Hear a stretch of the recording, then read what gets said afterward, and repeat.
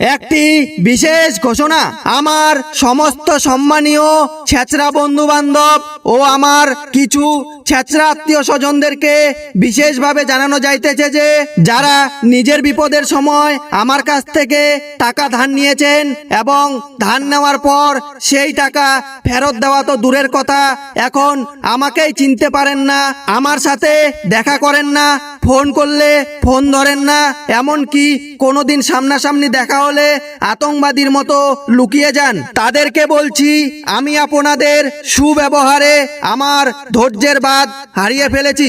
তাই আজকে বাধ্য হয়ে আপনাদের এলাকায় এসে মাইকিং করে গেলাম যে আগামী মাসের 9 তারিখ আপনাদের জন্য একটি হালখাতার ব্যবস্থা করা হয়েছে। উক্ত হালখাতায় উপস্থিত হয়ে আপনাদের বকেয়া ঋণ পরিশোধ করে যাইবেন। এই হালখাতায় যারা সম্পূর্ণ টাকা পরিশোধ করবেন তাদের জন্য রয়েছে বিদেশি আদর যত্ন, আর যারা 1 টাকাও পরিশোধ করিবেন না আমি তাদের জন্য কঠোর থেকে কঠোরতম ব্যবস্থা নিতে বাধ্য হব।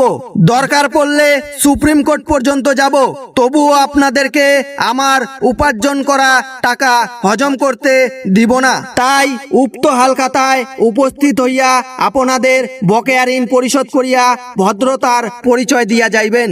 স্থান ফাত্রাপাড়া বিচুদি বাগানের পাশস্থ ময়দানে। যোগাযোগ নাম্বার 112-224, বুঝলে বুঝ, না বুঝলে ছাড়। বিনীত বন্ধুকে টাকা ধার দিয়ে নিজে বোকাচোদা হয়ে যাওয়া এক করুণ যুবক। ধন্যবাদ।